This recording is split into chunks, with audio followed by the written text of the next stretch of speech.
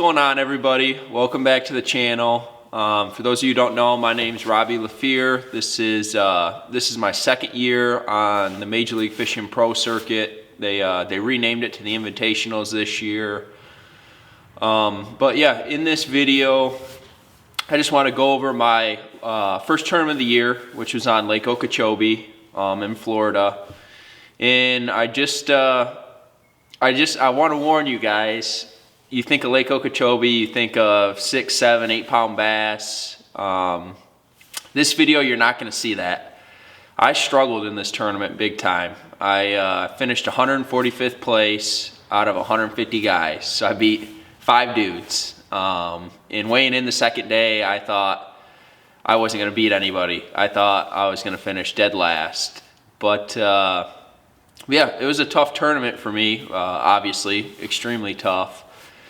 And I thought about not doing a video for this because of how bad I did, but really I thought I owed it to myself, especially to my sponsors, and really to you guys to make a video about this, and maybe you can learn something from my mistakes. I know, obviously I didn't have a great tournament, but I learned a ton in this tournament, and sometimes that's all that matters. You're not going to do good in every single tournament, but if you can come away learning something and better yourself in that regard, it's a win in my book.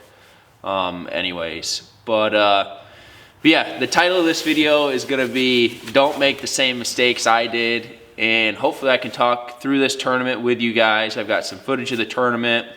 We kind of documented the tournament a little bit.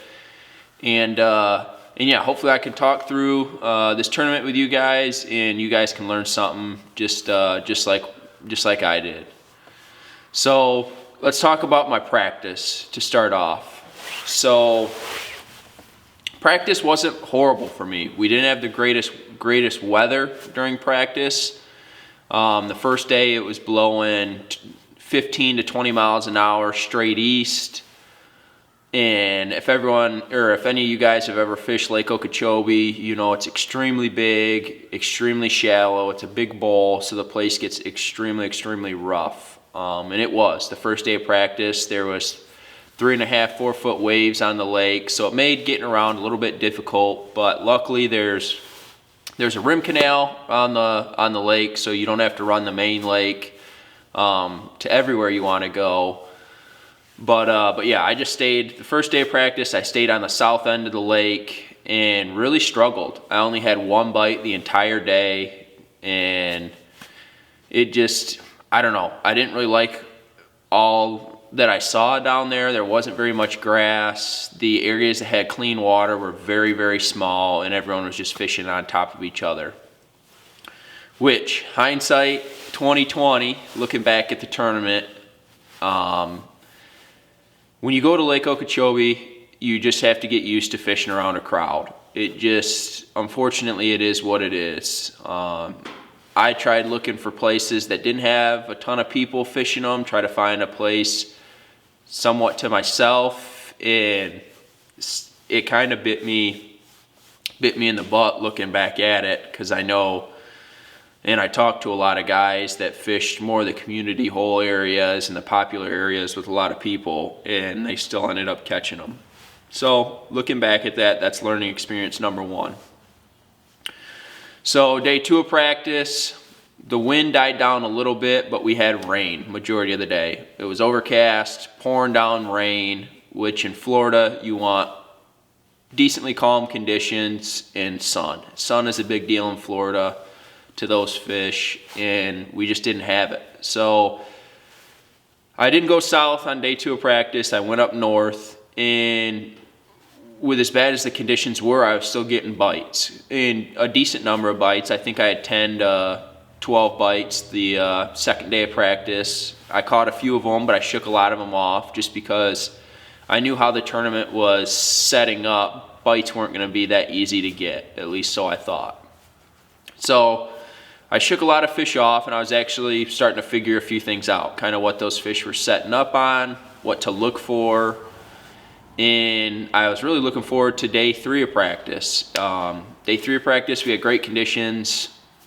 finally a decently calm day. We had sun the entire day, and it was awesome. I didn't say I had a great practice, but I didn't have a horrible practice by any means. I shook off 14 to 15 fish that day, caught a couple decent ones, some 3-pounders, and was really looking forward to going into the tournament. So I was fishing the northwest side of the lake, and kind of how this area is set up is there was a hard line of reeds out on the main lake. Pensa reeds and flat reeds kind of mixed together, but there was a decent hard line. So I am fishing the northwest side of the lake, and during the tournament for the first 2 days we have a hard east wind. So that wind's gonna be blowing right in on my area.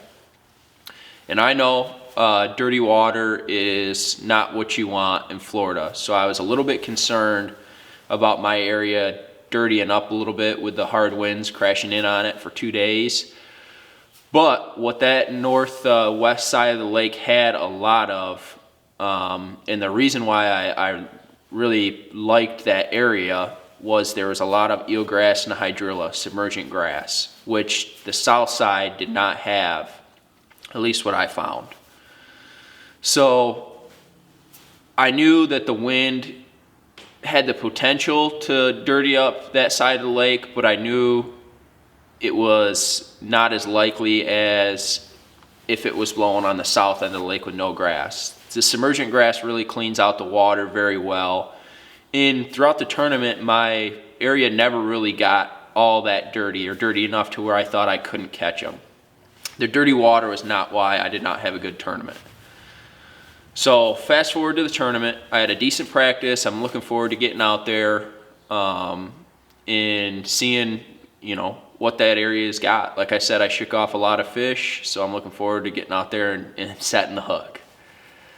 So I roll up to my first area, and there's only 3 guys fishing it. So I'm really excited about that, and I start getting bites right away. Probably by about 9 o'clock, I had my limit, very, very small limit. But as the day kept going on, and I was getting bites throughout the whole day, I think I caught probably about 15 to 17 keepers day 1 of the tournament, but no size. I caught nothing but 13, 12, 13, 14, 15-inch fish, and they were just all males. So the 2 guys around me both weighed in big bags, 19 and 20 pound bags, but they both had big fish. One of the guys that was fishing around me weighed in big bass the first day of the tournament, which was like an 8-pounder. I don't remember off the top of my head, but I know it was right at 8 pounds. And he caught it 2 reed heads in front of me, probably 10, 15 yards in front of me. So I knew there was big bass in the area. The water looked great. There's a ton of males, so I just assumed I would get a big bite throughout the course of the day 1. And in Florida, if anyone's ever fished a tournament there, you survive on those big bites. You need a big bite every single day to do well in the tournament. A lot of guys weigh in 4 small fish, 2-pound range fish, and 1 big one, 5, 6, 7, 8, 9, 10-pounder, whatever it is. And unfortunately, I just never got that bite day 1. So day 1, I weighed in just under 9 pounds, 8 pounds and 12 ounces, 13 ounces, I believe. And was disappointed with the day, but not too disappointed because of the 2 guys that were fishing in my area both weighed in big bags and got really big bites. So I thought day 2, maybe my luck will change and I'll go out and get a big bite or 2 and be right back in the tournament. So I was towards the bottom of the pack with just under 9 pounds, but not out of it.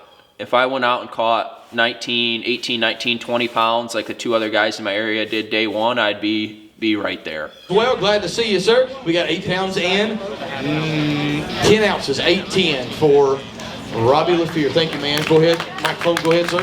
Yeah, I was just hoping that my 5 weighed bigger than B-Lat's 1. But, so that was my small victory for the day. I got you. But yeah, you gonna post that on social, right? I am. So yeah, I'm from Michigan, so coming to Florida is a blessing. We're fishing through the ice right now, so. Oh, okay. So yeah, I saw some big ones get caught, so hopefully they're on the end of my line tomorrow. Hey, good luck, man. Glad to have you, Robbie. Appreciate you. Rob Mack. So, day 2 rolls around. We have the same weather conditions as day 1 pretty much, just the wind's blowing a little bit harder out of the east.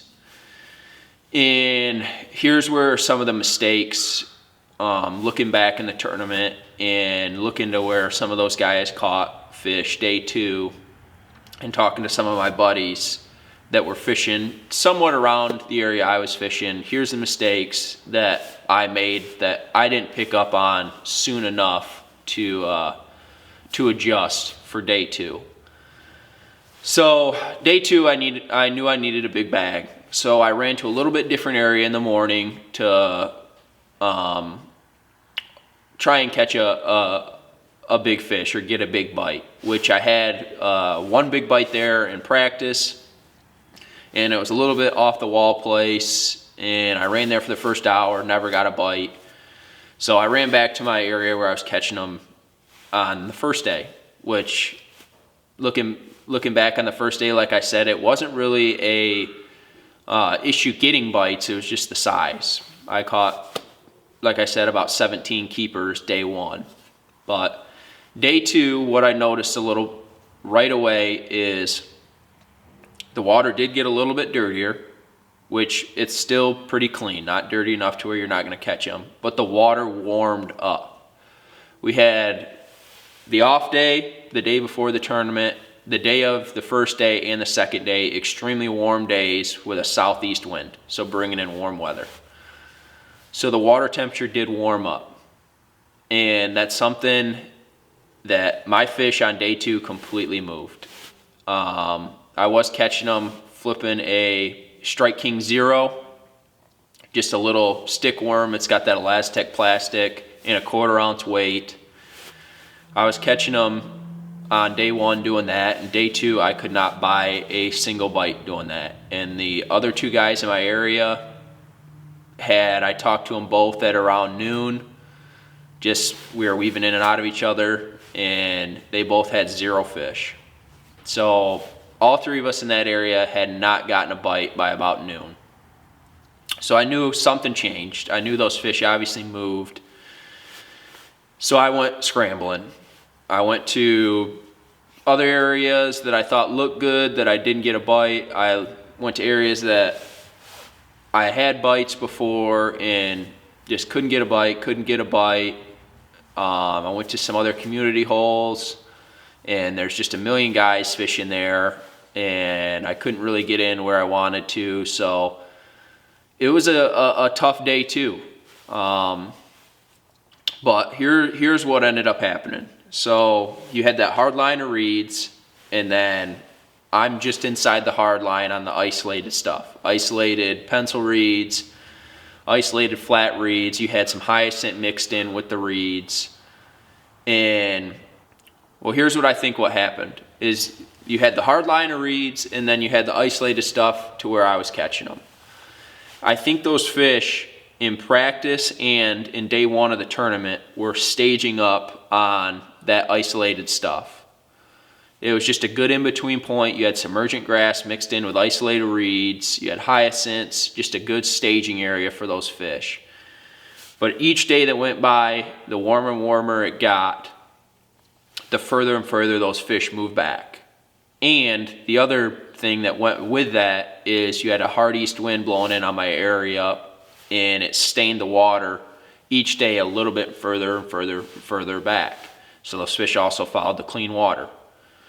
So the water warmed up a little bit, because granted, the first 2 days of practice were extremely cold and windy. So the water's warming, and you had cleaner and cleaner water further and further back, tighter and tighter towards, the shallower water, the inside line. So my fish on day 2 obviously moved. I ended up weighing in 3 fish for, I don't even remember, 5.5 pounds, and finished 145th place. That's beyond the point. I had a bad tournament. It is what it is.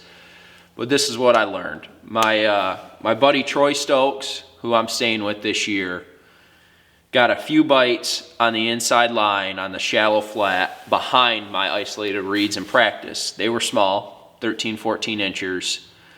But he went there day two of the tournament and caught a giant bag. He weighed in right around 25 pounds and said he caught about 30 keepers. So this is what I think happened.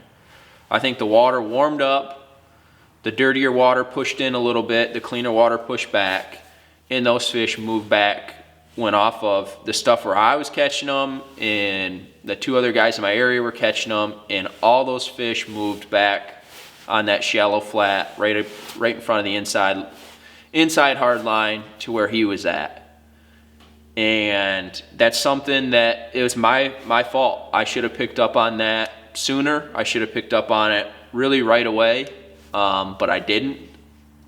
I got scrambling around and should have just taken my time to figure out, where those fish gone. It really wasn't that hard to figure out. It was just my mistake for not thinking things through in the tournament. So congrats to him. He ended up having a great tournament, finished, I believe, in the top 15, top 20 for sure. He weighed in 25 pounds on day 2 and 20 pounds on day 3. So made a really good comeback. But like I said, in Florida, those fish move every single day. They change, and you just have to stay with them. It reminds me a lot of Lake St. Clair at home. It's a big, relatively shallow bowl. It's got submergent grass, and those fish are constantly moving, constantly changing. And the best guys out there, and how you do well out there, is you understand where those fish move or how those fish set up on each given day. So yeah, like I said, it was a disappointing start to the year for me, but a great learning experience. I look forward to going back to Lake Okeechobee, hopefully, one day in the near future, to try to get some redemption. So I appreciate you guys watching.